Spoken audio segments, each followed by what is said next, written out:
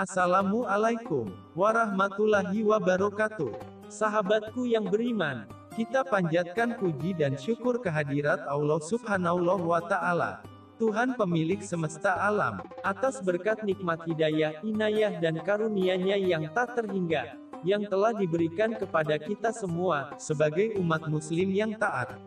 Selamat datang kembali di channel ini, Logis Bro Channel. Di video kali ini, saya akan menayangkan perdebatan lintas agama antara Islam dan Kristen. Di perdebatan ini yang akan berdiskusi adalah Bang Zuma atau Ustadz Zulkifli M. Abbas melawan Pendeta Lugahon Tambunan, yang direkam melalui percakapan voice note, WhatsApp, dengan tema diskusi, siapakah yang terangkat ke surga, Yesus atau Nabi Muhammad Sallallahu Alaihi Wasallam? Nah sahabatku yang beriman, tanpa membuang waktu lagi, mari kita saksikan bersama-sama tayangan perdebatan yang seru ini.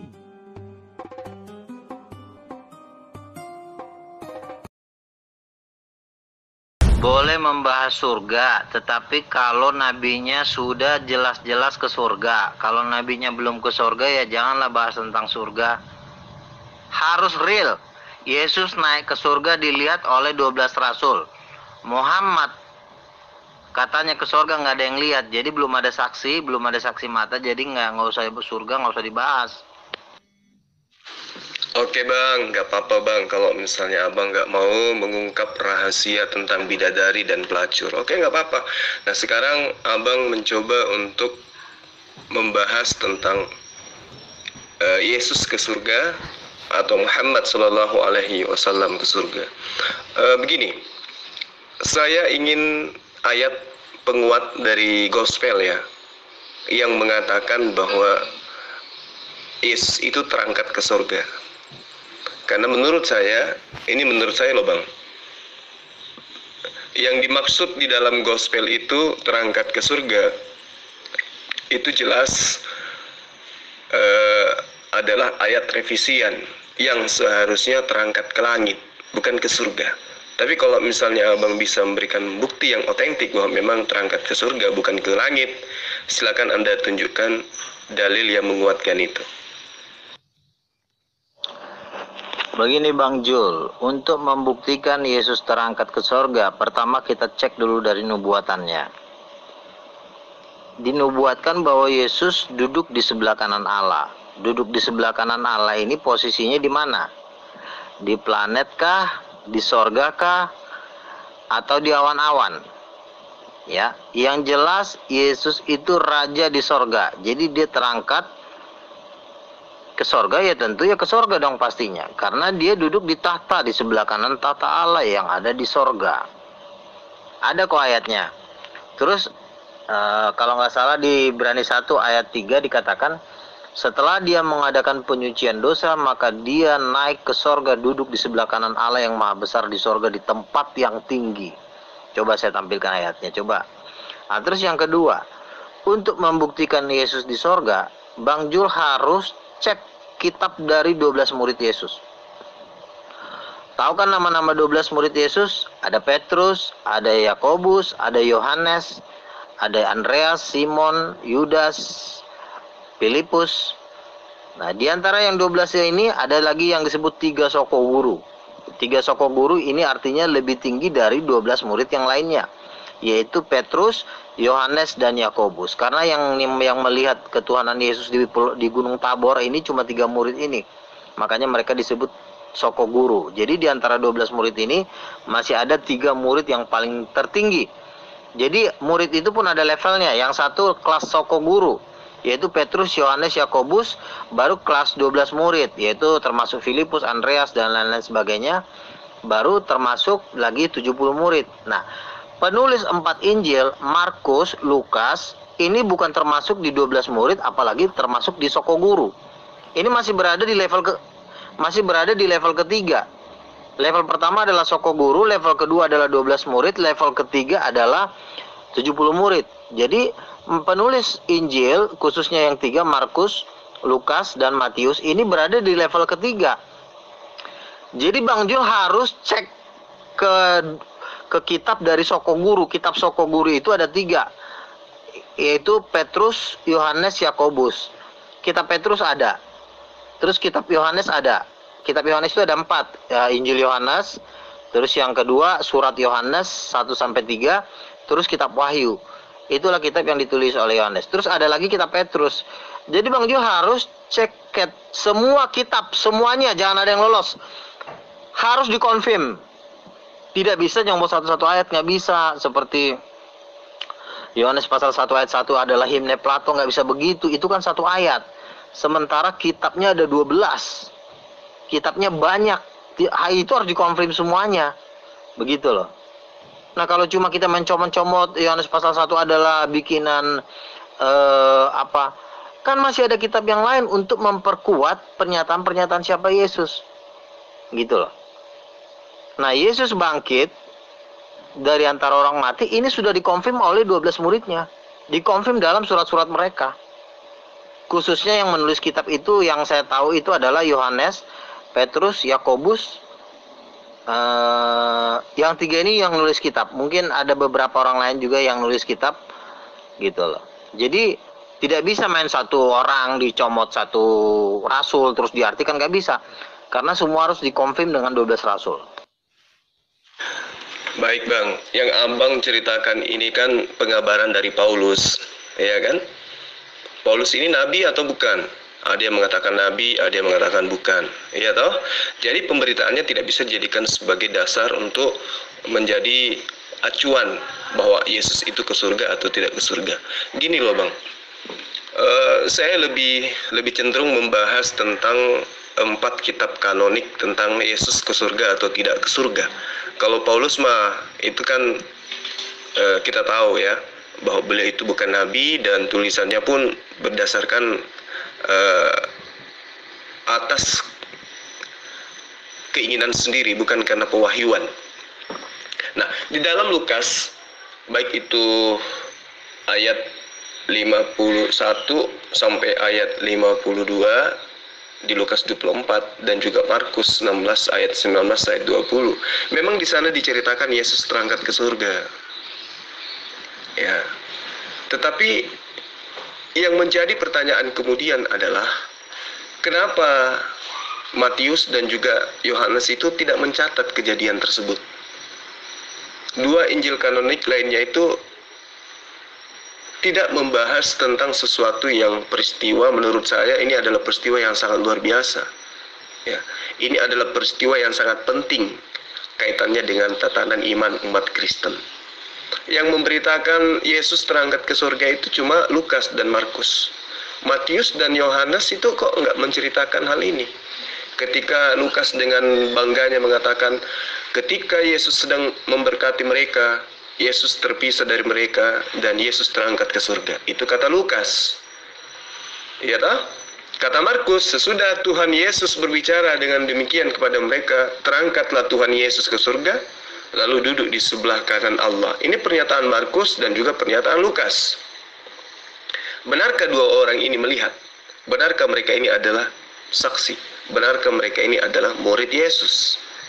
Jika demikian, kejadian yang terjadi yang dicatat oleh Lukas dan juga Markus, maka sudah pasti Yohanes dan Matius pun akan menceritakan hal yang sama. Sesudah Tuhan Yesus berbicara demikian kepada mereka, terangkatlah Yesus ke surga, lalu duduk di sebelah kanan Allah.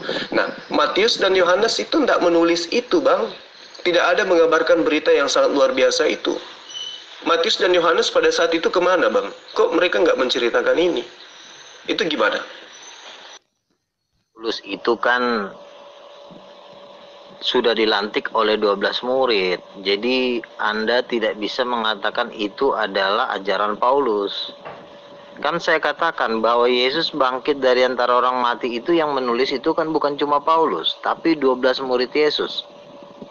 Ada 3 soko guru dan ada 12 murid yang lain. Jadi Anda tidak bisa mengatakan itu tulisan Paulus, tidak bisa. Karena 12 murid kitabnya juga memberikan kesaksian Yesus mati dan bangkit. Jadi Anda tidak bisa, mulai hari ini Anda nggak bisa lagi mengatakan itu ajaran Paulus. Karena ajaran Paulus dengan ajaran 12 rasul itu sama. Sama, saya sudah baca kitabnya. Iya, boleh jadi ajaran Paulus dan ajaran, jangan ke-12 Bang, karena cuma 4 kitab Injil yang Anda imani, kitab gospel. Ya, kitab yang lainnya itu kan tidak lolos pada saat konsil Nicea. Jadi jangan bilang 12 murid. Karena ya fakta yang ada cuma Lukas, Markus, itu pun bukan murid Yesus kan, tidak masuk ke dalam daftar ke-12 murid. Matius dan Yohanes pun masih diragukan apa benar yang menulis kitab ini adalah mereka murid Yesus. Kan gitu. Oke, jadi Paulus dan juga muridnya Yesus ya, yang taruhlah penulis kitab kanonik itu sama-sama mengajarkan tentang Yesus. Oke, artinya pengabaran tentang Yesus itu bukan kita terima langsung dari Yesus, tetapi dari orang-orang ini.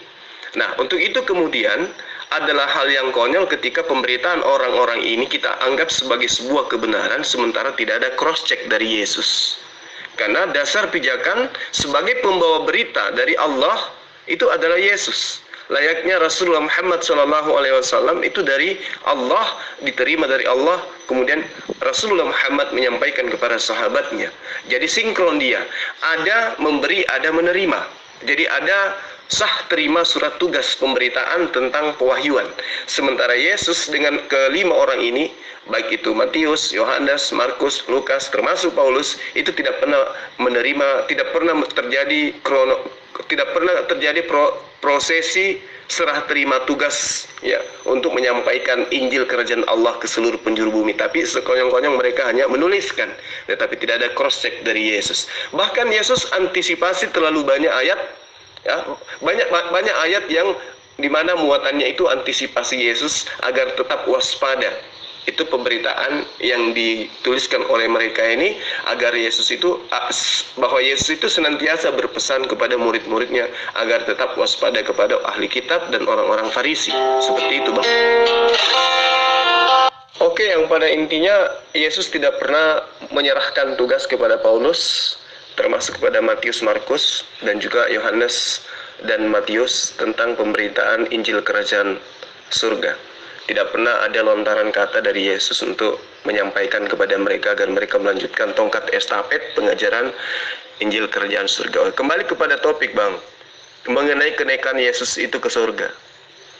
Hanya Lukas dan Markus yang menceritakan itu. Sementara Matius dan juga Yohanes itu tidak menceritakan hal yang sangat luar biasa, yang mana hal ini adalah sangat penting di dalam kaidah-kaidah tatanan iman umat Kristen. Pertanyaan saya, kemana Matius, kemana Yohanes sesaat sebelum Yesus itu terangkat ke surga? Seperti yang diceritakan di dalam Lukas. Dan ketika ia sedang memberkati mereka, ia terpisah dari mereka dan terangkat ke surga. Maksudnya, Lukas di sini tidak mendudukkan dirinya sebagai pengikut. Lukas di situ tidak mendudukkan dirinya sebagai murid, karena dia mengatakan, kata mereka, harusnya kalau Lukas ini adalah saksi kejadian yang sesungguhnya, maka Lukas akan menuliskan, dan ketika Yesus sedang memberkati kami, Yesus terpisah dari kami dan Yesus terangkat ke surga. Tapi karena Lukas mengatakan ketika Yesus sedang memberkati mereka, ia terpisah dari mereka dan terangkat ke surga. Artinya kesaksian Lukas ini harus betul-betul kita teliti dengan cermat. Dari mana Lukas mendapatkan berita ini? Sementara Matius dan Yohanes yang murid asli itu tidak ada memberitakan cerita ini. Dari narasi yang dibentuk oleh Lukas itu jelas Lukas mendudukkan dirinya sebagai orang si penonton atau penerima informasi, bukan sebagai saksi dan bukan sebagai pelaku. Kemudian di dalam Markus lagi dikatakan bahwa sesudah Tuhan Yesus berbicara kepada mereka, terangkatlah ia ke surga lalu duduk di sebelah kanan Allah. Harusnya jika Markus ini adalah merupakan salah satu murid yang mendapat mandat, maka Markus akan menuliskan sesudah Tuhan Yesus berbicara kepada kami, terangkatlah ia ke surga. Lalu di ayat 20-nya, kami pun pergi memberitakan Injil ke segala penjuru dunia. Dan Tuhan bekerja dan meneguhkan firman itu dengan tanda-tanda yang menyertai kami. Nah, tapi ternyata Markus menuliskan mereka pun pergilah memberitakan Injil. Mereka pun pergilah memberitakan Injil. Artinya Markus ketika menuliskan informasi ini, Markus tidak tidak bergabung ke tim yang ditunjuk oleh Yesus untuk memberitakan Injil. Pertanyaannya, Injil mana yang diperintahkan oleh Yesus kepada mereka untuk mereka sampaikan ke segala penjuru dunia? Tidak mungkin Markus kan? Karena Markus baru menulis. Seperti itu, Bang. Coba Anda jelaskan. Ini perlu kita kaji. Benarkah Yesus itu terangkat ke surga? Kan saya bilang, Bang Jul, Rasul inti itu ada 3. Petrus, Yakobus, dan Yohanes. Ini Rasul inti, ini bos dari Lukas, dari Markus. Kata kasarnya nih Bang Jul, Lukas sama Markus itu kacungnya dari 3 Rasul ini. Lukas sama Markus itu kacung dari 12 Rasul, itu masih kelas kacung itu. Mereka tuh penulis-penulis itu masih kelas kacung dari 12 Rasul. Jadi artinya begini, Yohanes tidak menulis Yesus naik ke sorga. Pertama begini Bang, ini kan mereka ini bagi-bagi tugas. Setiap orang punya talenta yang harus menjelaskan. Tetapi yang jadi pertanyaan adalah, apakah 12 murid Yesus mengakui Yesus naik ke sorga? Mengakui. Dari mana kita tahu bahwa 12 murid Yesus ini mengakui? Bacalah kitab Petrus, bacalah kitab Yakobus, bacalah kitab Wahyu, dan bacalah surat 3 Yohanes. 3 surat Yohanes ini mengatakan Yesus naik ke sorga dan mereka melihat. Jadi kalaupun Lukas dan Markus ini, Yohanes dan Matius ya tidak menulis, itu bukan berarti karena Yesus tidak naik, tapi karena mereka memang tugas mereka harus menceritakan hal-hal yang lain. Karena Yohanes pun di dalam kitab Wahyu juga melihat Yesus duduk sebagai anak domba disembah oleh semua makhluk. Yohanes itu siapa? Yohanes itu adalah bos dari rasul-rasul. 3 ini adalah bos dari rasul-rasul, yaitu Yohanes, Yakobus, dan Petrus. Justru Yohanes nulis ya bukan karena mereka ya kan tugasnya kan beda-beda. Ada yang nulis ya kan, nggak mungkin lah semua harus nulis yang sama, iya kan? Ada semua tuh penulisan itu nggak harus copy paste Pak. Itu menurut apa yang didorong Tuhan. Misalnya yang satu nulis Yesus naik ke sorga, mau rasul yang lain nggak perlu nulis lagi, tapi nulis bagian yang lain, bagian yang ini kan yang perlu dicatat kan bukan hanya Yesus naik ke sorga. Karena itu dari Roh Kudus, maka Roh Kudus itu sudah tahu menjadi bagian-bagiannya. Oh ini bagian kamu ya, ini bagian kamu ya. Yang pasti 12 murid Yesus di dalam kitabnya mengakui Yesus naik ke sorga dan mati dan bangkit. Itu adalah ajaran intinya. Jadi gini Bang, ya itu iman Abang kan, saya tidak persalahkan itu. Cuman kan kita ini berbicara netral ya. Jadi gini, narasumber satu-satunya tentang kebenaran daripada ajaran Yesus itu adalah Yesus sendiri sebagai pelaku dan sebagai penyampai firman, di mana Yesus dengan tegas mengatakan, aku tidak berkata-kata dari diriku sendiri, melainkan apa yang diperintahkan oleh Bapakku untuk aku katakan dan aku sampaikan. Itu tertuang di dalam Yohanes 12 ayat 49. Yesus loh yang konon dituhankan oleh Bang Luga. Yesus sendiri mengatakan, aku tidak berkata-kata dari diriku sendiri, selain daripada yang diperintahkan oleh Bapa untuk aku katakan dan aku sampaikan. Bagaimana dengan penulis-penulis kitab kanonik ini? Apakah juga berlaku bagi dirinya bahwa aku tidak menulis dari diriku sendiri selain daripada apa yang diberitakan oleh Yesus kepada kami? Ini aja udah terputus Bang. Jadi Yesus selaku penerima firman menyampaikan firman kepada muridnya, di mana firman yang disampaikan oleh Yesus ini harus berdasar kepada apa yang diwahyukan oleh Bapa ke dia, bukan berasal dari dirinya sendiri, bukan seenak-enaknya sehingga ada istilah dia kan kacung. Yang Yohanes kan bosnya, yang mereka selain daripada yang 3 itu kan hanya kacung, Itu nggak bisa kayak gitu, Bang. Karena ini adalah pemberitaan tentang kebenaran firman Allah. Nah, kembali, ketika Matius dan juga Yohanes yang adalah juga merupakan pengikut Yesus tidak memberitakan hal tentang kenaikan Yesus, kronologis kenaikan Yesus ke surga, maka ini adalah tanda tanya besar.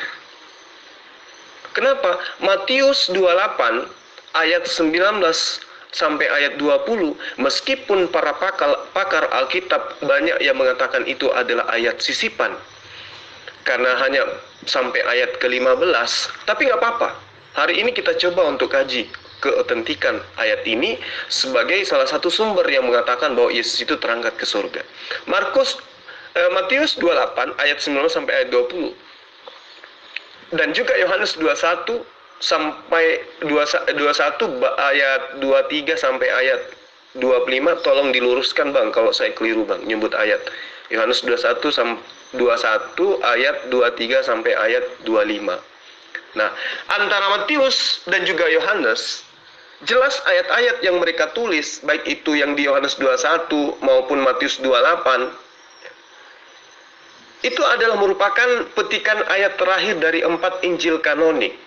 Kalau Abang perhatikan dengan seksama ya, 2 Injil atau Gospel kanonik, Matius dan juga Yohanes, itu sama-sama tidak memberikan gambaran sedikit pun mengenai kenaikan Yesus ke surga. Saya ulang, kedua Gospel kanonik, Matius dan Yohanes tidak memberikan gambaran sedikit pun tentang kronologis kejadian mengenai kenaikan Yesus ke surga. Karena itulah, hal yang harus dipertanyakan kemudian adalah bagaimana mungkin peristiwa kenaikan Yesus bisa luput dari pemberitaan yang Anda katakan sebagai dia adalah bos daripada para rasul tersebut. Jadi 2 Gospel kanonik ini tidak mencatat kejadian atau peristiwa kenaikan Yesus. Jika benar Yesus itu betul-betul naik ke surga, Bang, dan disaksikan oleh banyak orang, Bang, maka selain tercatat dalam 4 Gospel kanonik, seharusnya, dan menurut saya karena ini adalah unsur kebenaran, maka wajib peristiwa ini tercatat dalam berbagai sumber sejarah. Tapi faktanya, jangankan para penulis sejarah independen atau netral, penulis gospel yang konon Abang katakan sebagai big boss daripada para rasul, daripada murid ke-12, itu tidak mencatat kejadian ini. Jadi kitab suci umat Kristen sendiri masih belum yakin, bahkan tidak menyajikan berita simpang siur mengenai peristiwa kenaikan Yesus ke surga. Nah, ini yang perlu kita cermati dengan baik dan benar. Benarkah kejadian ini seperti apa yang diceritakan oleh Lukas dan juga Markus? Anda salah besar kalau Anda hanya mengatakan hanya 4 Injil yang diakuin dalam Konsili Nika. Anda terlalu sangat salah itu. 4 Injil yang ditulis dalam 4 Gospel itu adalah tulisan dari jemaatnya 12 rasul, ya. Anda seakan-akan lebih meninggikan tulisan 4 Injil itu dibanding dari tulisan Petrus. Padahal Yesus sudah mengatakan bahwa yang menjadi soko guru itu cuma 3 orang.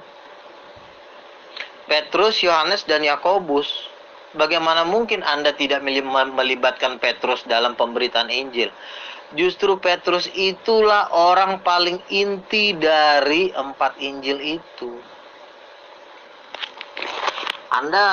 Saya sangat tidak setuju Anda mengatakan bahwa hanya 4 Injil lah yang lolos dalam Konsili Nika. Itu sangat salah. Itu nggak ada urusannya. Justru penulis keempat Injil ini ya, kecuali Yohanes ya, ini adalah jemaat dari 12 rasul. Artinya Markus, Lukas, dan Matius itu pun menulis Injil atas persetujuan, atas stempel dari 12 rasul. Semua harus pakai laporan ke 12 rasul menulis Injil. Tidak boleh Markus, Lukas, Yohanes ini menulis Injil tanpa sepengetahuan Petrus, Yakobus, dan Yohanes. Makanya ada kitab Yohanes, makanya ada kitab Petrus, makanya ada kitab Yakobus, karena mereka adalah dasar dan pondasi dari 4 Injil yang ditulis oleh Markus, Lukas, dan Matius. Gitu loh. Jadi Anda tidak bisa mengatakan bahwa 4 Injil itu lebih tinggi dari tulisan Petrus. Tidak bisa. Petrus itu lebih tinggi. Di antara 12 rasul itu yang lebih tinggi itu Petrus dan Yohanes. Dan Petrus dan Yohanes inilah yang menjadi acuan nomor 1 Anda, bukan Paulus. Karena Paulus pun yang melantik adalah Petrus dan Yohanes. Jadi kalau Anda mau menyerang Paulus, Anda wajib menyerang Petrus. Anda wajib menyerang Yohanes. Makanya yang ini udah terjadi kesimpang siuran. Anda menaruh yang rendah di bawah, yang tinggi di atas. Anda menaruh yang tinggi di bawah, yang rendah di atas. Yang paling tinggi dari 12 rasul itu adalah Petrus, Yohanes, Yakobus. Udah, yang mereka 3 itu bosnya. Nah, penulis-penulis yang keempat Injil ini adalah anak buahnya yang harus kasih laporan kepada 3 rasul ini. Ibarat kata tuh storan, ngecek apa yang kamu ajarkan, lapor ke 12 rasul. Udah benar belum tulisan kamu? Udah, oke, kalau udah benar lanjut, maju terus. Begitu. Makanya Anda harus baca kitab Petrus. Jadi sangat salah kalau Anda membuat acuan keempat kitab ini. Karena ada satu di situ tulisan Yohanes, maka tulisan Yohanes lah menjadi salah satu dasar dari keempat Injil ini, karena Yohanes itu adalah murid inti dari 3 soko guru. Gitu loh. Yesus menyerahkan tugas itu pertama kepada 12 rasul. 12 rasul inilah yang melantik Paulus dan melantik Markus, kan Markus, Lukas ini kan jemaat dari Petrus juga. Itu semua dikontrol oleh Petrus. Jadi Anda tidak bisa mengatakan, karena itu Markus, Lukas, Yohanes itu kan ibarat kata masih satu persekutuan, satu gereja dengan Petrus. Ya wajarlah dia menuliskan itu. Makanya tulisan mereka itu tidak bertentangan dengan tulisan Petrus. Ingat yang selalu yang saya katakan, bahwa pemimpin dari jemaat itu adalah 12 rasul, khususnya Petrus dan Yohanes. Yang 2 ini yang pentolannya. Jadi semua ini harus dikonfirmasi dengan 2 pentolan ini. Kalau tidak sesuai dengan 2 pentolan ini, maka kitab itu wajib dibuang. Jadi yang jadi ukuran utama itu adalah tulisan dari 12 murid. Kan ada kitabnya, kitab Petrus, Yohanes, dan Yakobus. Yang 3 itu aja. Petrus aja juga harus minta tanda tangan ketiga rasul ini. Oke Bang, terlepas dari apa yang Abang sampaikan itu, ya. Jadi saya hanya ingin mengatakan gini, Petrus itu yang kemudian disebut sebagai murid Yesus ya, Simon Petrus, berbeda dengan kitab Petrus. Petrus memang, si Simon Petrus ini memang murid Yesus. Tetapi apakah Gospel Petrus itu tulisan daripada murid Yesus? Belum tentu Bang. Surat-surat Petrus itu bukan tulisan Petrus. Itu menurut saya, dan saya bisa buktikan itu. Ya. Tetapi ya surat-surat yang entah siapa penulisnya yang kemudian dinisbahkan atau dinobatkan kepada murid Yesus bernama Simon Petrus itu. Kenapa saya katakan demikian Bang? Ini kita lari sedikit ya ke Petrus ya, surat Petrus ya. Nanti kita kembali ke pembahasan tentang benarkah Yesus kembali naik ke surga. Petrus ini tidak mungkin mengkhianati Yesus, yang mana Yesus melarang keras kepada Petrus ya, untuk mengabarkan Injil kepada orang-orang non-Israel. Tidak mungkin Petrus itu mengkhianati Yesus, tidak mungkin. Ya, tidak mungkin. Sebagaimana yang sebaliknya justru sepenuhnya dilakukan oleh Paulus dan kru. Ya. Sekalipun misalnya sebagian orang Kristen awam ya akan membenturkan argumen saya ini dengan amanat agung Yesus berdasarkan catatan Matius 28 ayat 19. Ya, tetap saja itu tidak relevan. Kenapa? Petrus tentu lebih tahu bahwa ke-12 murid Yesus yang menjadi amanat agung justru adalah apa yang tercatat di dalam Matius 10 ayat 5. Itu yang perlu abang Luga pahami dengan baik. Apa itu? Pelarangan Yesus kepada ke-12 murid Yesus untuk tidak keluar daripada orang-orang Yahudi, tidak keluar kepada non-Yahudi. Itu amanat agung Yesus. Matius 10 ayat 5 ayat 6. Yesus berpesan kepada ke-12 muridnya termasuk Petrus, janganlah engkau keluar ke bangsa lain, apalagi ke bangsa orang Samaria. Itu pasti, Bang.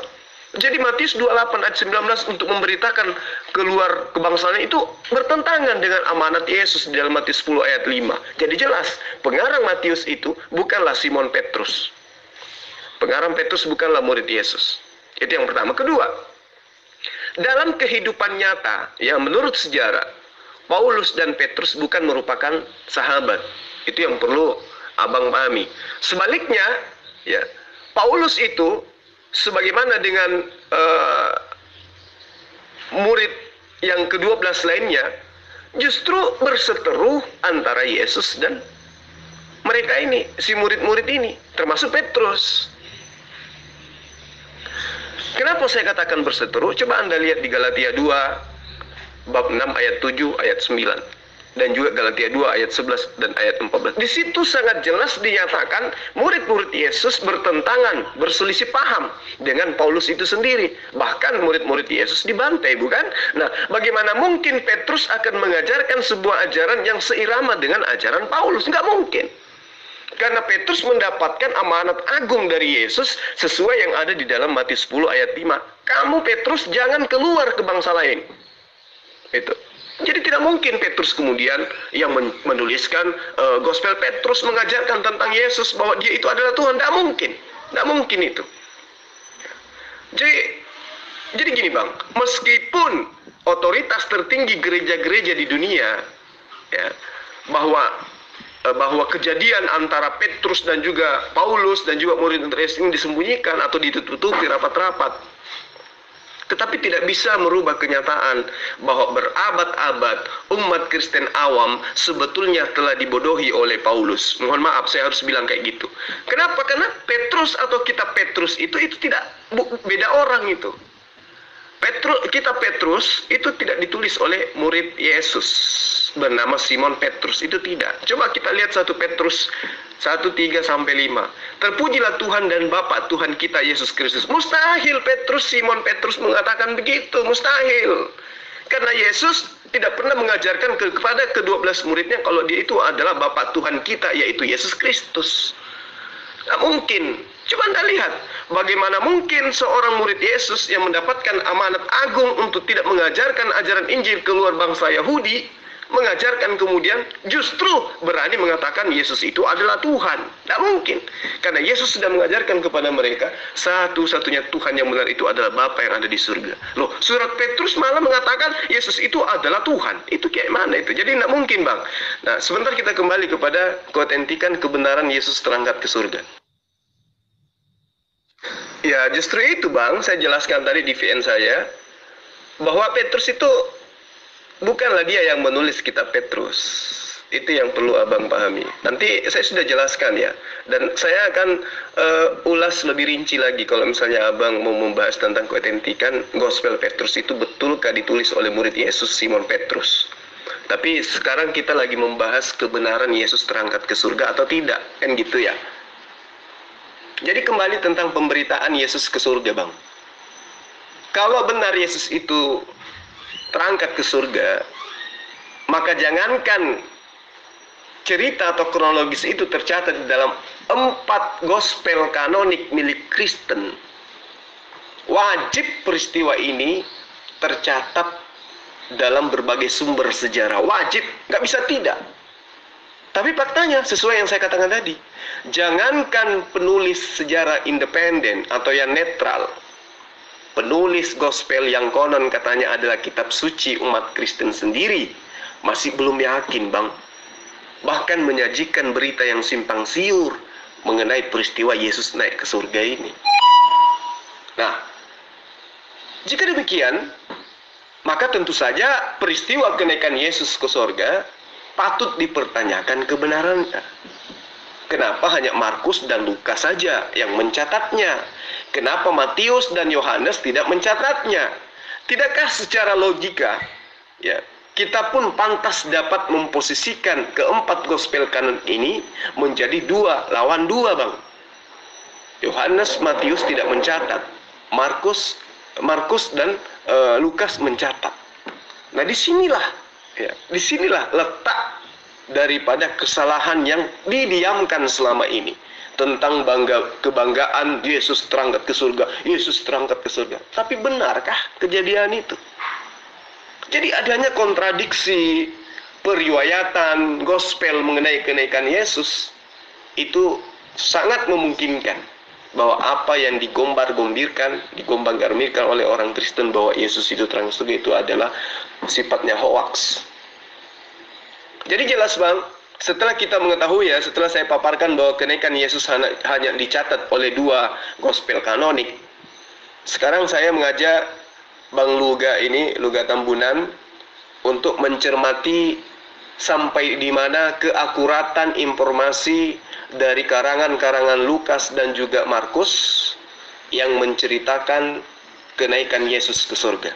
Karena saya melihat, Bang, dengan kacamata kritikal teks dan juga histori, nampaknya kedua gospel ini saling berbeda pandang mengenai kenaikan Yesus ke surga. Jadi selain mereka hanya berdua yang memberitakan Yesus naik ke surga, kronologis Yesus naik ke surga, ternyata masing-masing pemberitaan mereka pun saling jambak-jambakan. Kita akan buktikan.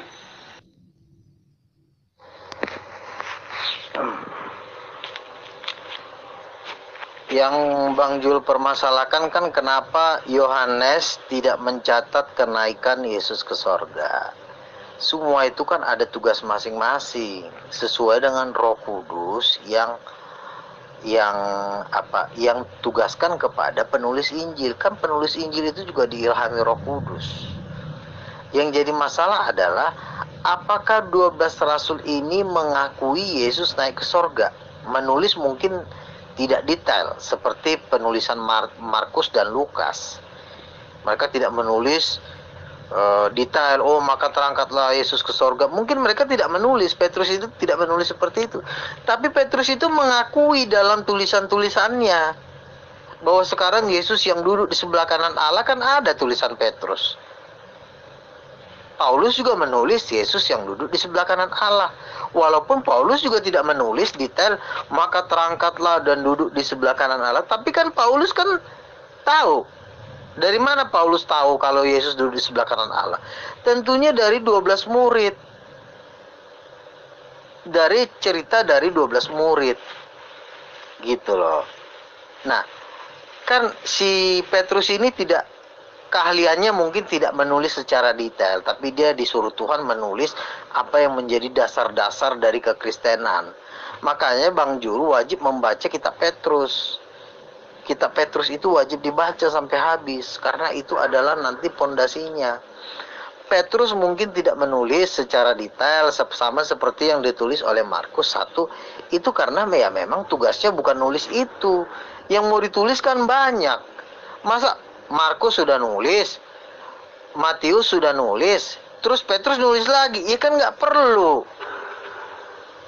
Yang udah ditulis ya cukuplah 2 orang nulis, yang lain kasih tulisan yang lain. Gitu loh Bang Jul, saya rasa itu nggak masalah. Terus poin yang kedua begini. Poin yang kedua adalah 12 murid Yesus dan Matius dan penginjil keempat kanonik ini sama-sama mengakui satu. Mati, bangkit dan naik mati dan bangkit dulu deh. Mati dan bangkit dari kematian. Mereka sama-sama mengakui. Mati dan naik ke sorga, kan mereka mengakui. Markus menulis naik ke sorga. Lukas juga menulis mati dan bangkit naik ke sorga. Petrus juga mengakui dalam tulisannya bahwa Yesus mati dan bangkit naik ke sorga. Mengakui aja itu udah cukup. Artinya menyetujui bahwa tulisan itu memang nggak bohong. Kalau tidak, Petrus akan menyangkal dalam tulisannya sebenarnya Yesus itu cuma bangkit doang, tapi tidak naik ke sorga. Dia akhirnya mati juga. Petrus akan menulis kalau akan seperti itu, tapi kan nyatanya kan tidak. Petrus tidak menyangkal, bahkan menulis juga dalam, walaupun tulisannya singkat, sebagai hanya pernyataan saja gitu loh. Jadi itu sebenarnya nggak masalah. Terus kembali lagi dengan bahwa sumber ajaran yang diajarkan Yesus itu harus dari Yesus sendiri. Betul. Tapi ingat bahwa Yesus dan 12 muridnya itu adalah satu. Kenapa? Karena mereka ngobrol. Apa yang diajarkan Yesus itu juga yang ditulis oleh muridnya. Tidak mungkin apa yang diajarkan Yesus, tulisan muridnya berbeda dengan ajaran Yesus. Jadi Bapa mengajarkan kepada Yesus, Yesus mengajarkan kepada murid-muridnya. Jadi itu satu paket, satu pelajaran. Jadi apa yang dikatakan oleh 12 rasul itu pasti benar, karena mereka adalah murid Yesus. Apalagi mereka sudah dijamin masuk surga. Begitu. Jadi nggak masalah itu kalau misalnya Yohanes tidak menulis secara detail Yesus naik ke surga. Itu bukan berarti jadi pertanyaan bahwa Yesus tidak naik ke surga gitu loh. Karena kan di ayat lain juga Yohanes sudah melihat bahwa Yohanes juga menulis bahwa Yesus akan naik ke surga. Matius mengatakan anak manusia akan bangkit pada hari yang ketiga di Matius 17. Begitu. Jadi kembali lagi bahwa inti dari 4 kanonik ini fondasinya adalah 3 rasul besar, yaitu Petrus. Dan 3 rasul besar ini tidak bertentangan dengan Injil kanonik. Jadi sebenarnya kesaksian yang paling kuat dibanding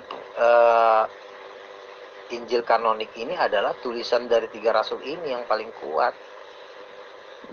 Karena mereka lah saksi mata. Karena Markus dan Lukas kan tidak selalu ikut dengan Yesus. Karena yang 12 rasul itu serumah loh, mereka itu satu base camp loh, mereka itu makan bersama. Tapi kalau Lukas, Markus belum tentu. Makanya tulisan Markus itu dikontrol sama 12 rasul. Makanya samakan deh. Sama nggak ajarannya? Tulisan Petrus sama Injil kanonik sama nggak? Sama, tidak ada yang bertentangan. Gitu. Aduh Bang Jo, bagus nih di YouTube-in Bang.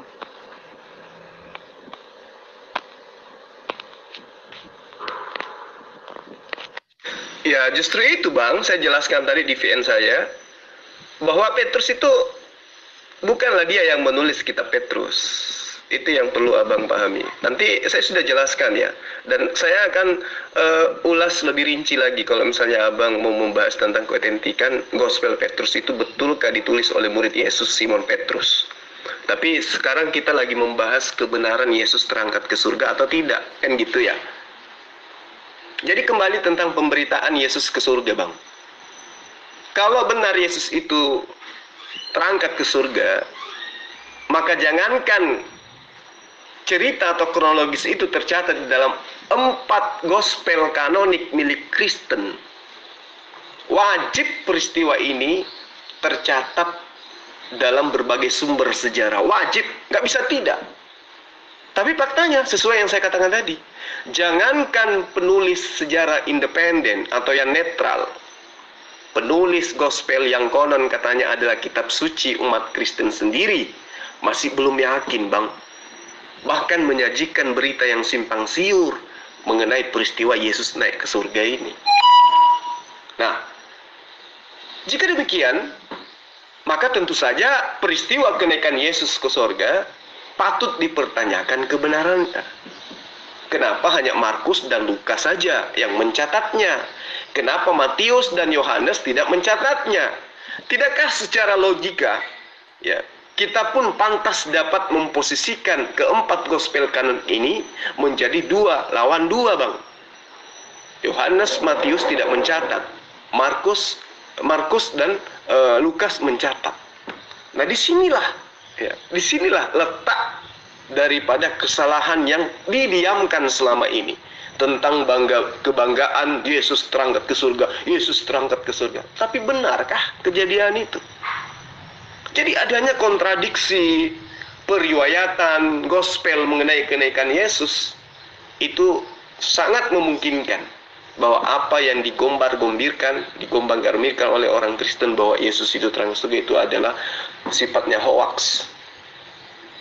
Jadi jelas Bang, setelah kita mengetahui ya, setelah saya paparkan bahwa kenaikan Yesus hanya dicatat oleh 2 gospel kanonik, sekarang saya mengajak Bang Luga ini, Luga Tambunan, untuk mencermati sampai di mana keakuratan informasi dari karangan-karangan Lukas dan juga Markus yang menceritakan kenaikan Yesus ke surga. Karena saya melihat, Bang, dengan kacamata critical text dan juga histori, nampaknya kedua gospel ini saling berbeda pandang mengenai kenaikan Yesus ke surga. Jadi selain mereka hanya berdua yang memberitakan Yesus naik ke surga, kronologis Yesus naik ke surga, ternyata masing-masing pemberitaan mereka pun saling jambak-jambakan. Kita akan buktikan.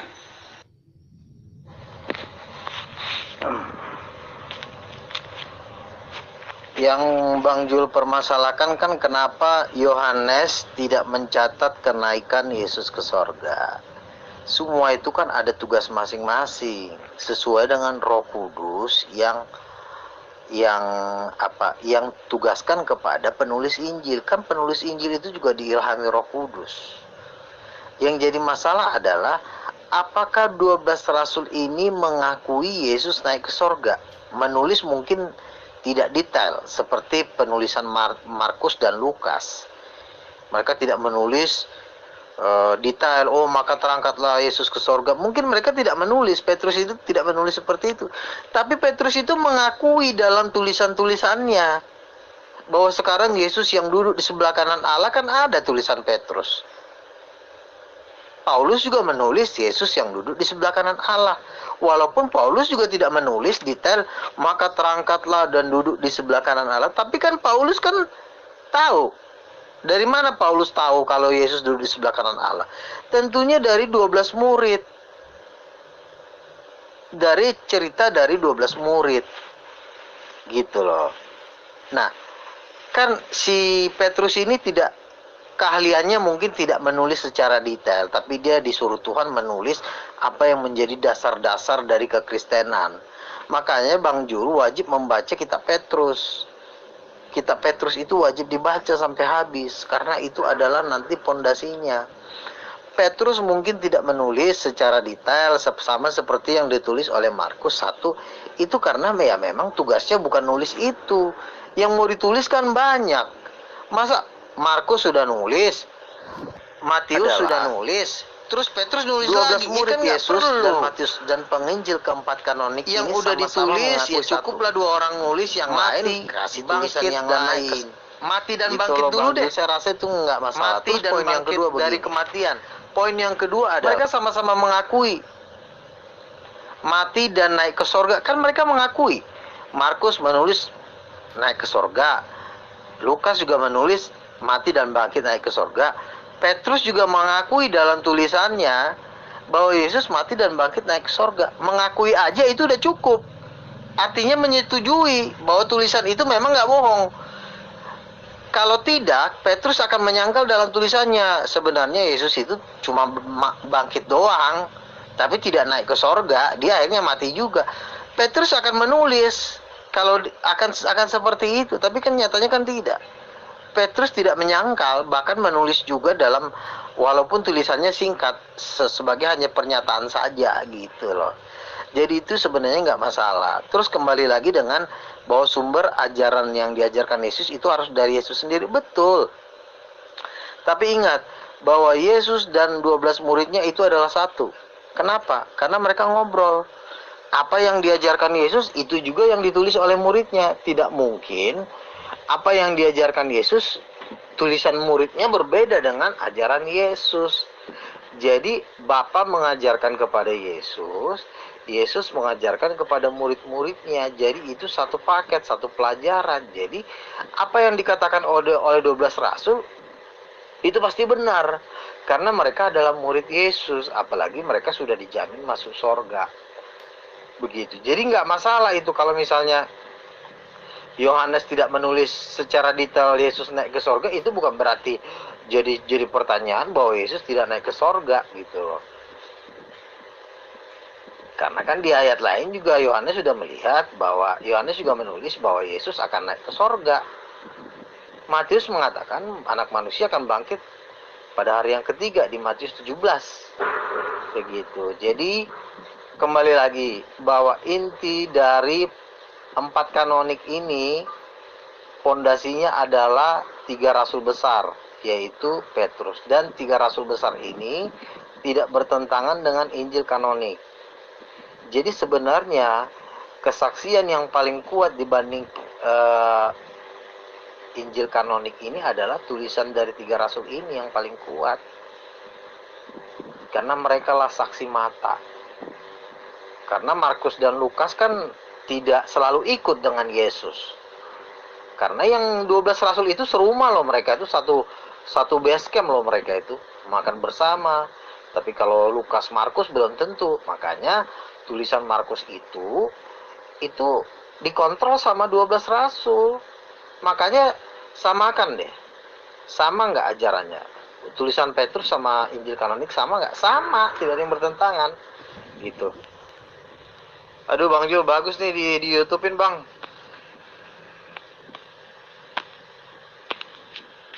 Jadi gini Bang, kita kan tahu bahwa Injil atau Gospel itu kan bukan cuman yang 4 ini, termasuk Petrus bukan yang 5 ini kan.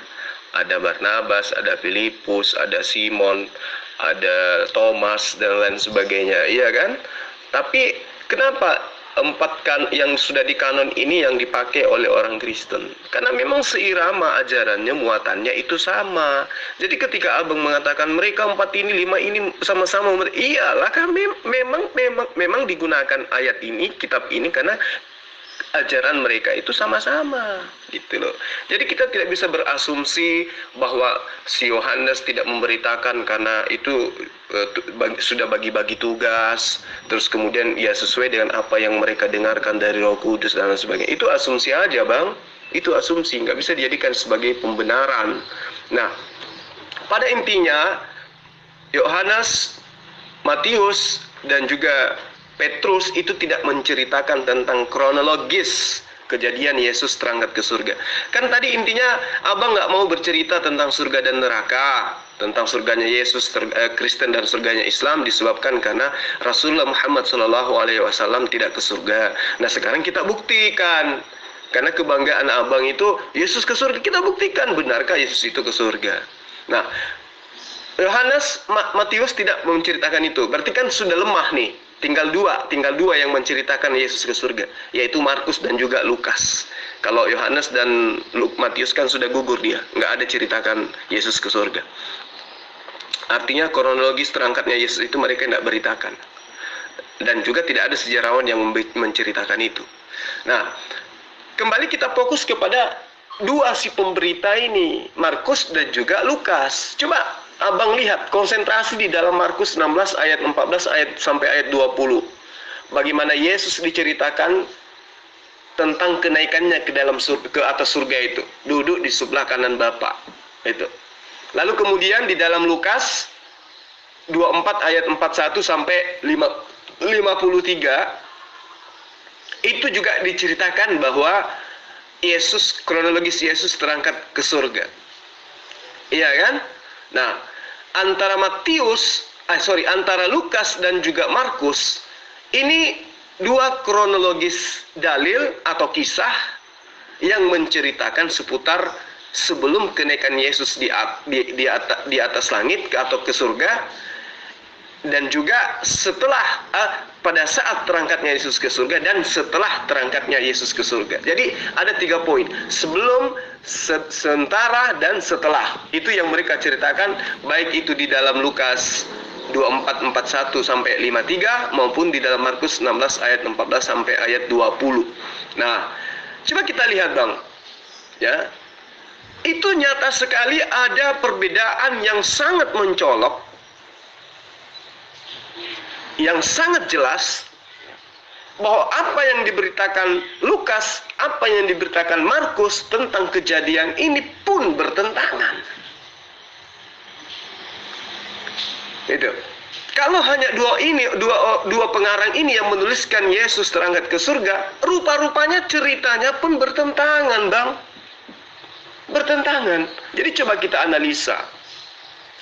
Yang pertama, karangan Markus, setelah Yesus menampakkan diri kepada murid-muridnya dan meyakinkan murid-murid mereka, kata Markus ya, hal yang terucap kemudian dari mulut Yesus pertama kali adalah apa? Perintah memberitakan gospel kepada seluruh makhluk serta perintah pembaptisan.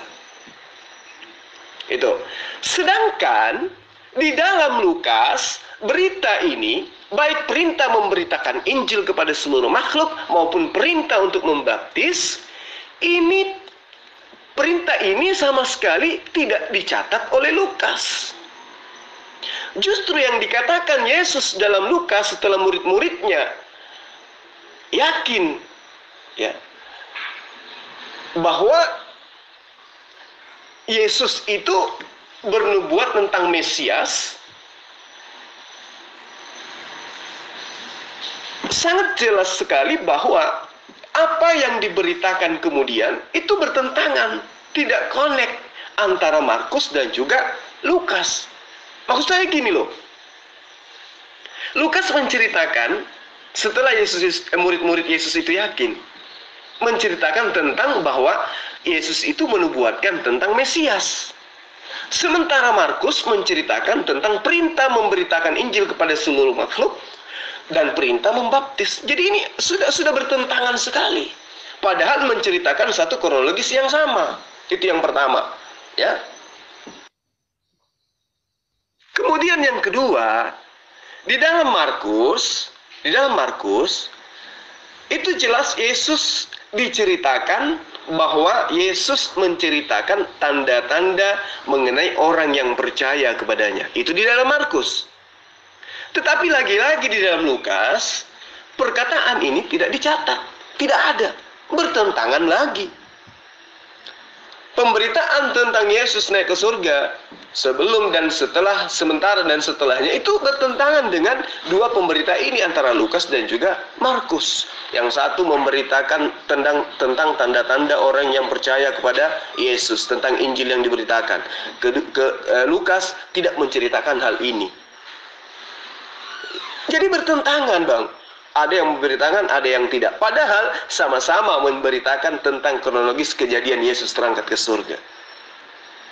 Nah, kemudian yang ketiga, di dalam karangan Lukas, nyata dikisahkan bahwa Yesus membawa muridnya keluar kota sampai dekat Betania sebelum akhirnya terangkat ke surga.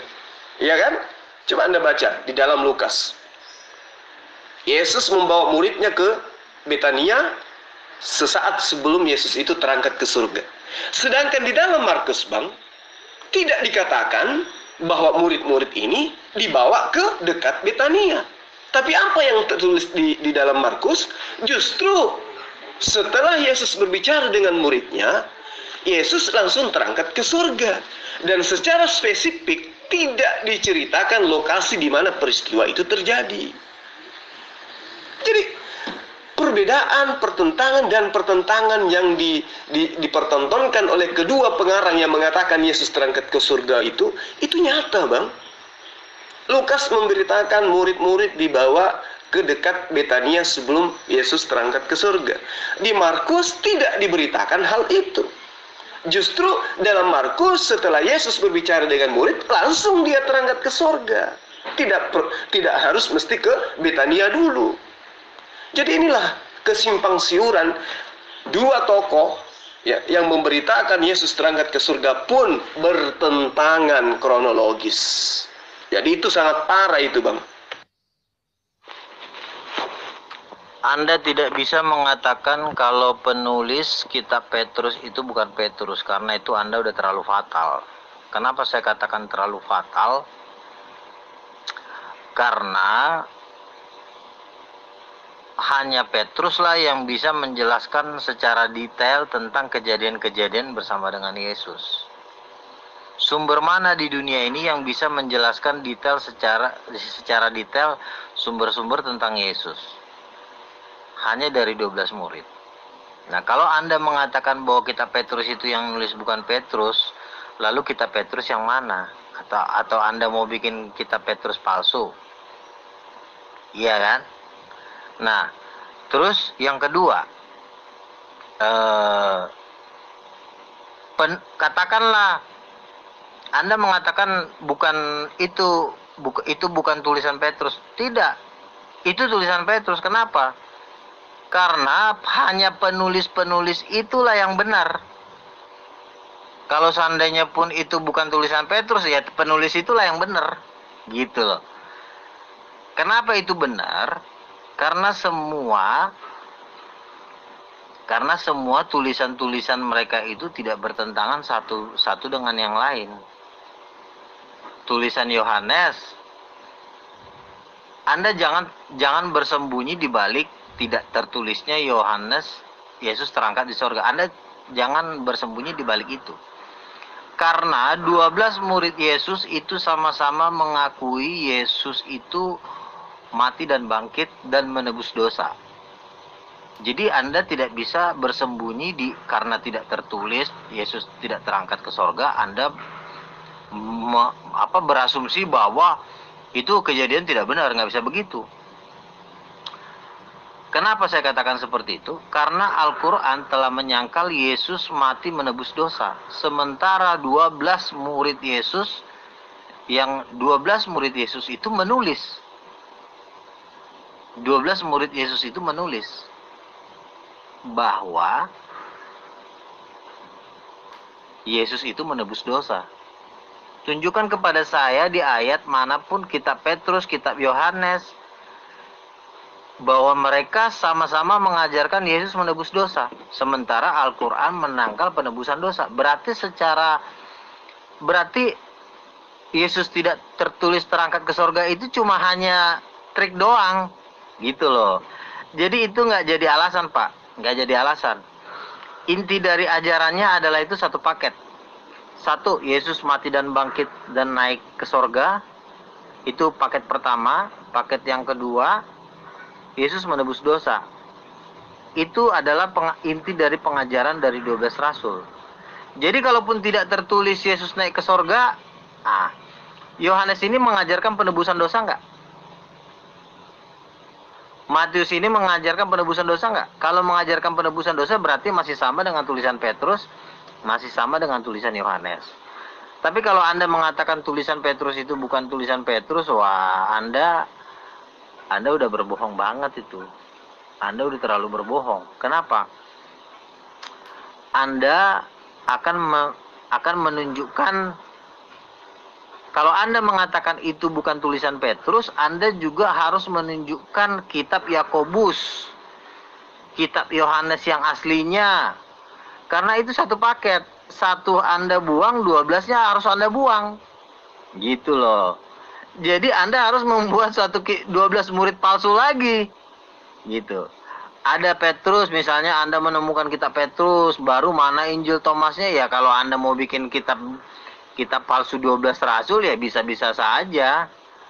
Tapi yang bisa menjelaskan secara detail itu kan cuma yang tertulis di dalam Alkitab. Belum ada sumber manapun, termasuk Injil Barnabas, yang bisa menjelaskan secara detail tentang sorga. Bagaimana nanti kalau saya tanya bentuk serafim? Serafim itu cuma ada di kitab Wahyu dan di kitab Yesaya. Apakah Anda bisa memunculkan kitab palsu lain lagi untuk menjelaskan serafim? Nah, boleh, silakan. Gitu loh. Jadi kitab Wahyu itu unik loh. Di situ ada kemarin saya berdebat dengan orang Yahudi tuh, Billy tuh. Saya tanya bentuk serafim, nggak ada, karena itu cuma tertulis di kitab Wahyu. Nah, kalau nanti saya tanya kepada Anda bentuk serafim, sementara yang nulis bentuk serafim itu cuma satu murid Yesus, yaitu Yohanes. Nah, apakah Anda bisa menampilkan bukti kitab lain yang menunjukkan bentuk serafim? Tidak ada. Jadi saya sangat percaya bahwa kitab Petrus itu ditulis oleh Petrus, dan kitab Yohanes, kitab Wahyu itu ditulis oleh Rasul Yesus, dan itu adalah kebenaran yang tidak bisa dibantahkan. Kalau mau bantah silakan. Nanti saya akan tanya bentuk serafim seperti apa, karena bentuk serafim cuma ditulis ada di 2 kitab di dalam Alkitab, yaitu di kitab Yesaya dan kitab Wahyu. Nah, kalau Anda saya tanya nanti bentuk serafim Anda nggak tahu, berarti Anda udah KO. Gitu. Jadi membuktikan bahwa kitab 12 murid Yesus itu adalah kitab yang terlengkap, kitab yang tidak terkalahkan. Kalau mau dibantah silakan. Ini Bang Zul dimasukin di YouTube ya. Jadi gini Bang, sedikit saya tanggapi tentang kitab Petrus ini ya. Penulis kitab Petrus itu mengidentifikasikan dirinya sebagai Petrus, ya kan?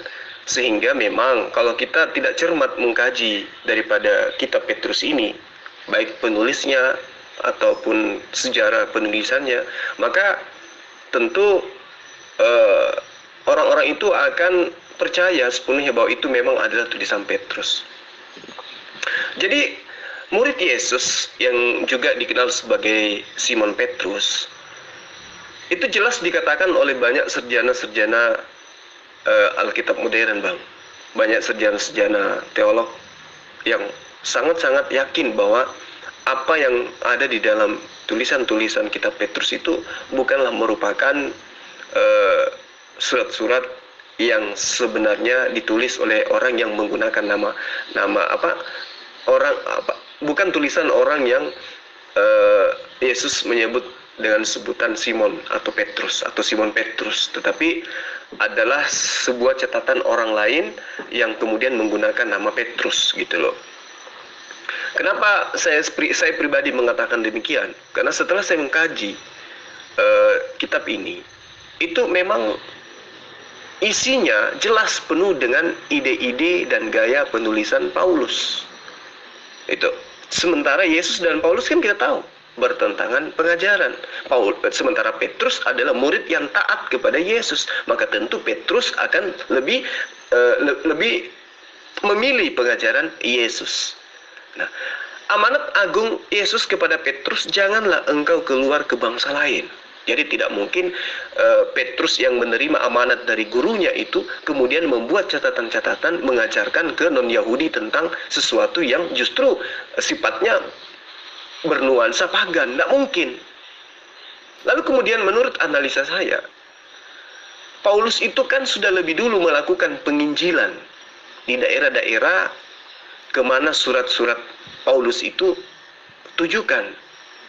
Artinya gini, dengan mengirimkan surat-suratnya tersebut, maka kalau memang benar Petrus murid Yesus ini yang telah menuliskan surat-surat Petrus, maka jelas itu melanggar wilayah garapan daripada gereja Paulus.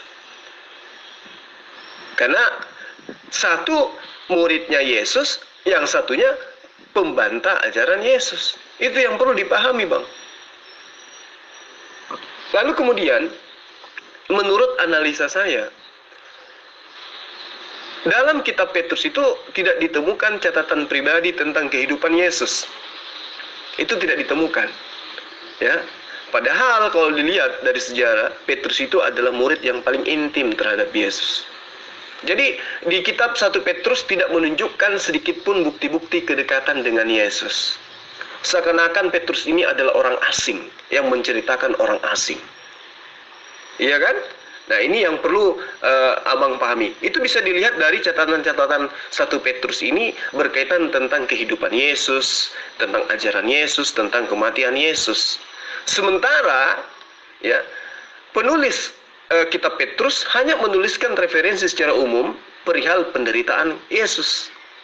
Jadi hampir mustahil kita bayangkan Petrus sama sekali tidak terlihat berusaha memperkuat otoritasnya sendiri sebagai orang yang merupakan orang yang paling dekat kepada Yesus. Jadi dalam beberapa kasus dalam catatan-catatan kitab Petrus itu, kalau dia adalah Petrus, itu jelas Petrus tidak merujuk pada contoh-contoh yang pernah diberikan oleh Yesus. Tidak. Apa yang dialami Petrus yang asli dengan Yesus itu justru tidak diceritakan di dalam buku Petrus ini. Membuktikan bahwa pengarang Petrus itu bukanlah murid Yesus, tetapi orang lain yang kemudian mengambil nama Petrus sebagai sampul kitab agar dianggap sebagai sebuah kebenaran. Itu kesimpulan saya, Bang. Jadi kita kembali fokus kepada tentang benarkah Yesus terangkat ke surga. Nggak usah dibahas ini dulu. Mencatat bukan berarti tidak bertentangan, karena ibarat kata ini bagi-bagi tugas, Bang, gitu loh. Kalau saya juga mau nanti tunjukkan untuk membuktikan bahwa tulisan Petrus, tulisan 12 rasul itu adalah tulisannya murid Yesus, nanti saya akan memberikan pertanyaan contoh misalnya seperti serafim, kerubim. Ya, yang bisa menjawab itu cuma 12 murid ini. Kalau Bang Jul mau cari kitab Petrus tandingan gitu ya, bahwa yang menulis kitab Petrus ini adalah bukan murid Yesus, ya nanti akan saya kasih soal-soal yang membuktikan. Misalnya bentuk serafim itu cuma tertulis di 2 kitab. Kenapa hanya di 2 kitab? Kenapa tidak semua kitab? Itu tergantung kapasitas rasul itu, Pak. Gitu loh. Jadi tidak semua orang harus menulis Yesus terangkat di sorga. Itu tugasnya beda-beda gitu loh. Bukan berarti bertentangan, tetapi yang pasti Markus, Lukas, Yohanes ini mengimani Yesus mati dan bangkit dan naik ke sorga dan menebus dosa manusia. Itu poin intinya. Ketuhanan Yesus itu satu paket dengan penebusan. Dan 12 rasul itu mengakui penebusan. Itu intinya. Kita lari ke intinya aja deh. Nah, sementara Muhammad tidak mengakui Yesus naik ke sorga dan menolak penebusan. Inti dari ajaran Yesus itu kan penebusan. Dan Muhammad menyangkal penebusan, 12 rasul mengajarkan penebusan. Walaupun 12 rasul sebagian nggak menulis Yesus terangkat ke sorga. Itu nggak masalah. Itu cuma karena pembagian tugas saja. Jadi gini Bang, mengenai kitab Petrus, siapa penulisnya itu nanti kita bahas di sesi yang lain. Kita fokus kepada pemberitaan Yesus itu benarkah ke surga. Kalau Matius dan Yohanes kan sudah gugur dia. Dia tidak ada menceritakan tentang kronologis kejadian Yesus itu terangkat ke surga. Artinya, pemberitaan kebenaran Yesus terangkat ke surga itu semakin melemah. Karena hanya diberitakan oleh 2 pengarang, yaitu Lukas dan Markus. Nah, ternyata setelah kita kaji ya beberapa saat ini, ternyata Lukas dan Markus itu bertentangan pemberitaannya tentang kejadian Yesus itu terangkat ke surga. Jadi alur cerita maupun isi cerita dan juga ending cerita itu bertentangan antara 2 orang yang memberitakan Yesus terangkat ke surga. Jadi otomatis kalau kita ingin memaksakan cerita mereka ini, salah satu dari mereka itu memberitakan hal yang tidak benar.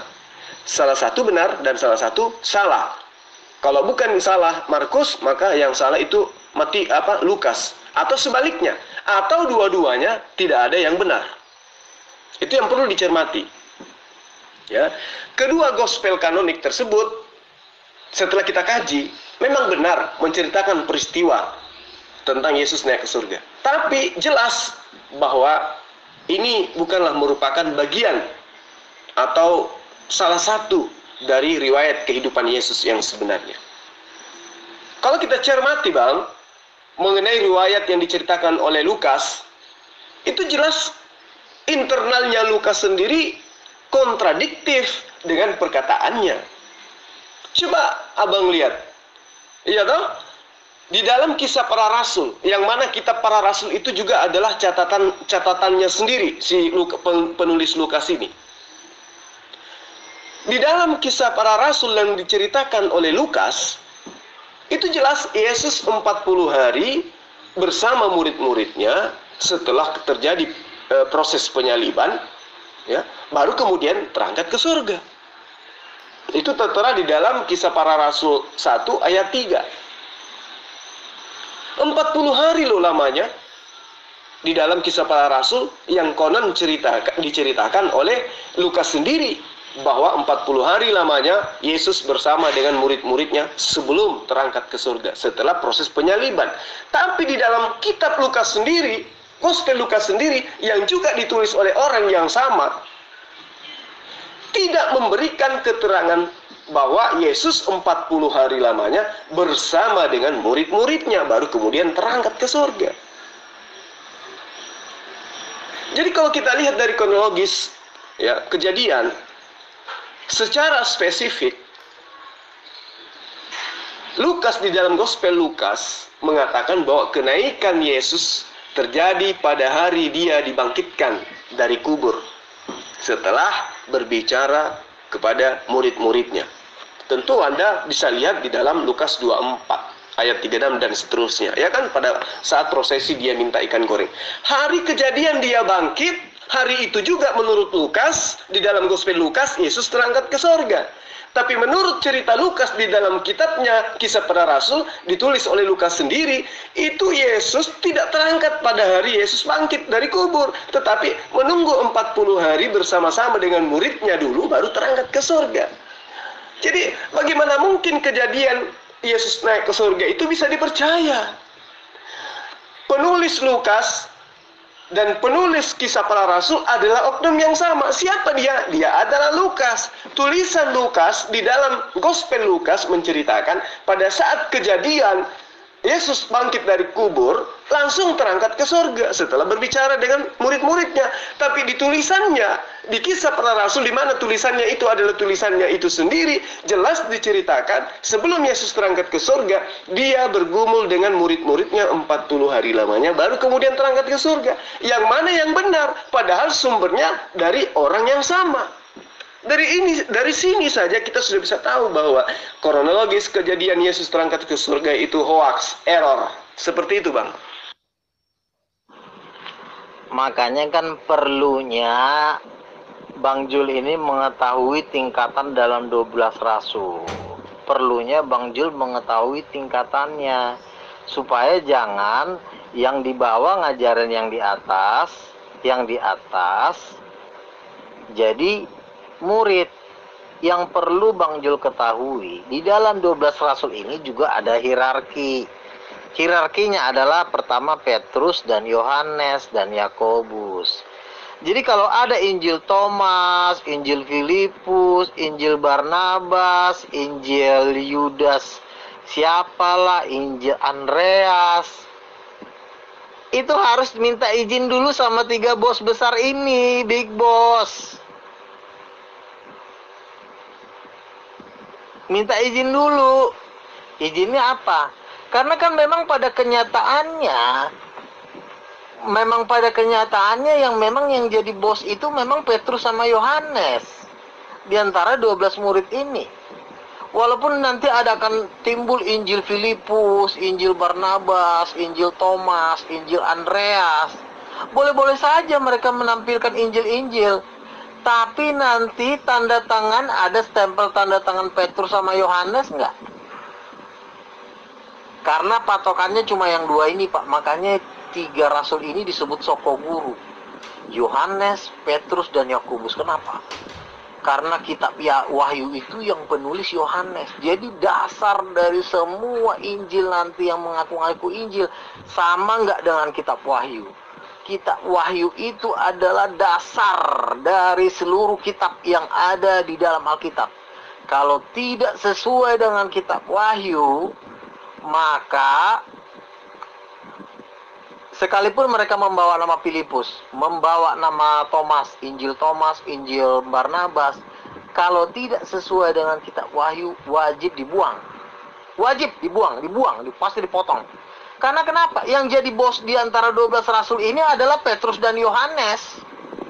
Makanya perlu saya ingatkan kepada Bang Jul, yang menjadi bos di antara 12 rasul itu adalah Petrus dan Yohanes, yang 3 orang ini. Karena 3 orang inilah yang dibawa ke Gunung Tabor melihat kemuliaan Tuhan. Kenapa rasul-rasul yang lain tidak dibawa ke Gunung Tabor waktu melihat Yesus transfigurasi, melihat wajahnya bercahaya? Karena 3 orang ini juga yang langsung mendengarkan suara Bapa dari sorga. Karena Tuhan tahu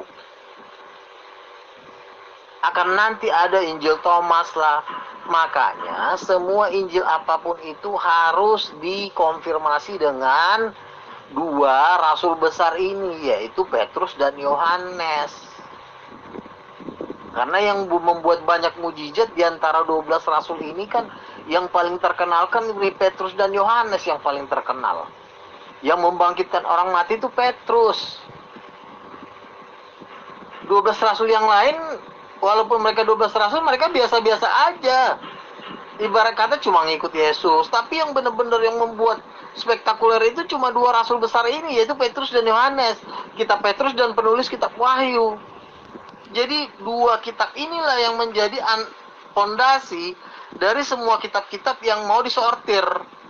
Kalau tidak sesuai dengan kitab Wahyu, buang. Nggak sesuai dengan kitab Wahyu, buang. Nggak sesuai dengan kitab Wahyu, buang. Nggak sesuai dengan kitab Wahyu, buang. Selesai, tamat cerita. Ya, abang kan cuma berasumsi ria. Ini kan internal gereja yang mengajarkan itu. Tapi ya orang netral tidak melihat ke sana. Kenapa? Karena itu bukan pengajaran Yesus. Mengenai rasul-rasul itu bukan pengajaran Yesus. Dan abang perlu tahu, penamaan rasul itu kepada pengarang Bible atau Gospel itu bukan dari Yesus. Bahkan sebagai orang yang diberi mandat oleh Allah sebagai nabi kepada Bani Israel, Yesus menyebut murid-muridnya itu dengan sebutan murid, bukan rasul. Dari situ aja sudah terjadi kesalahan yang sangat luar biasa. Fatal itu bang, fatal.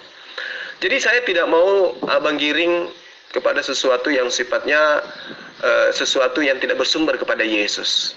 Saya fokus pembahasan tentang surga. Benarkah Yesus itu terangkat ke surga?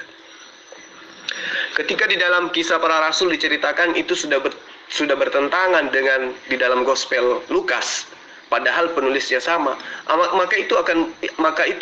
maka semakin muncul, ya, maka semakin kelihatan bahwa kejadian tentang terangkatnya Yesus ke surga itu adalah sesuatu yang tidak benar.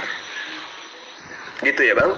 Jadi sampai di sini saya sudah memaparkan kepada abang bahwa kronologis Gospel kanonik yang mencatat kenaikan Yesus ke surga tinggal dua, Markus dan juga Lukas. Itu pun kontradiksi. Dan parahnya lagi, dua buku yang ditulis oleh satu orang, antara buku Kisah Para Rasul dan buku Lukas, itu juga bertentangan. Satu mengatakan bangkit dari kubur terangkat ke surga, satu mengatakan bangkit dari kubur berdakwah dulu 40 hari baru terangkat ke surga. Padahal narasumbernya sama, yaitu pengarang Lukas. Seperti itu bang. Jadi Lukas dalam hal ini, ya, tidak menceritakan keterangan, tidak memberikan keterangan-keterangan yang sama seperti keterangannya di dalam Kisah Para Rasul. Itu membuktikan bahwa tidak layak dijadikan sebagai acuan mengimani Yesus itu terangkat ke surga. Ya, jadi ketika kita lihat dari kronologis kisah, kemudian spesifikasi pemberitaan, jelas kenaikan Yesus itu tidak benar adanya seperti apa yang diceritakan oleh Lukas dan juga Markus.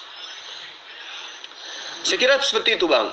Ya, jadi mengenai tingkatan-tingkatan daripada kasta daripada pengarang-pengarang gospel itu, yaitu urusan internalnya abang. Saya hanya fokus kepada pengajaran Yesus yang kemudian diberitakan tidak sesuai dengan apa yang seharusnya terjadi. Seperti itu bang. Di Markus dikatakan 16, tanda-tanda ini akan menyertai orang yang percaya kepada namaku, mereka akan mengusir setan dalam namaku. Iya kan? Anda mengatakan bahwa di Lukas tidak tercatat.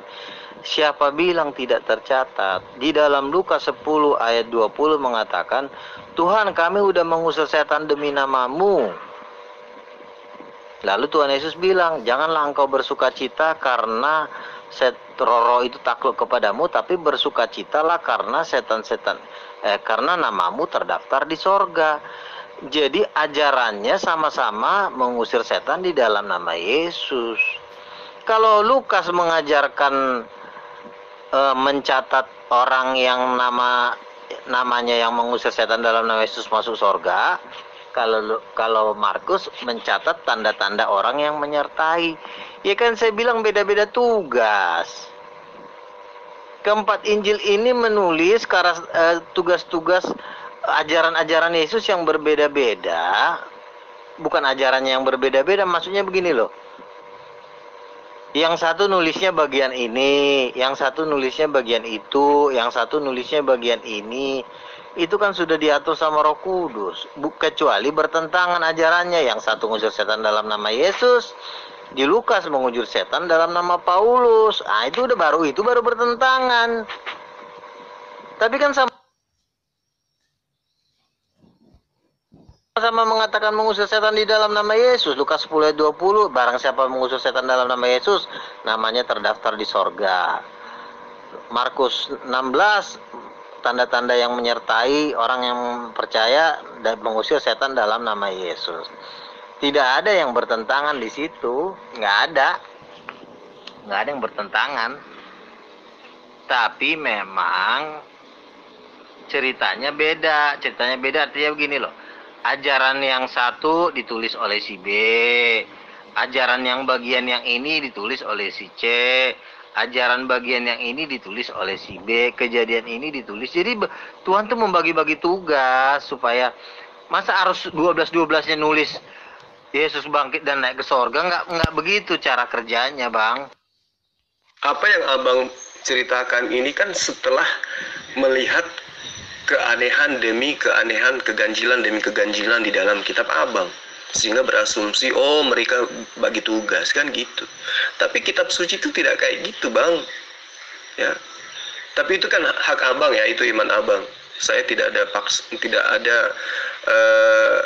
hak untuk melarang abang untuk mengimani seperti itu. Tapi yang saya hanya ingin sampaikan di sini bahwa Lukas itu adalah seorang dokter yang kemudian menjadi pengikut Paulus yang setia. Jadi apa yang diberitakan Lukas itu tentu berdasar daripada pesanan daripada daripada Paulus. Tertera di mana itu? Silakan abang lihat di dalam 2 Timotius bab 4 ayat 11 kalau saya tidak salah, bahwa Lukas itu adalah pengikut Paulus yang setia, bukan pengikut Yesus yang setia, tetapi pengikut Paulus yang setia. Bahkan di dalam keterangan gospel atau Bible yang dibubuhkan oleh gereja itu sendiri, Bang, jelas dikatakan bahwa Lukas adalah satu-satunya orang yang bukan Yahudi tetapi orang Yunani yang tulisannya masuk ke dalam gospel. Ini jelas menunjukkan bahwa apa yang dituangkan Lukas kemudian itu jelas sekali, nyata sekali berdasarkan atas perintah atau pesanan atau arahan Paulus semata. Di mana dalam surat-surat Paulus kita kenal banyak pengajaran-pengajaran Paulus yang tidak bersumber dari Yesus, yang memperkenalkan bahwa Yesus disalib, Yesus bangkit, dan kemudian Yesus naik ke surga. Jadi apa yang diberitakan kemudian Lukas dan juga Markus itu adalah sesuai dengan pesanan Paulus. Seperti itu, Bang. Jadi tadi di awal pada saat kita mulai perdebatan, diskusi, abang mengatakan jangan bahas surga dulu, apakah benar Muhammad itu sudah ke surga. Kalau belum, tidak usah bahas surga. Kalau Yesus nyata sudah ke surga. Tapi ternyata hari ini gugur, Bang.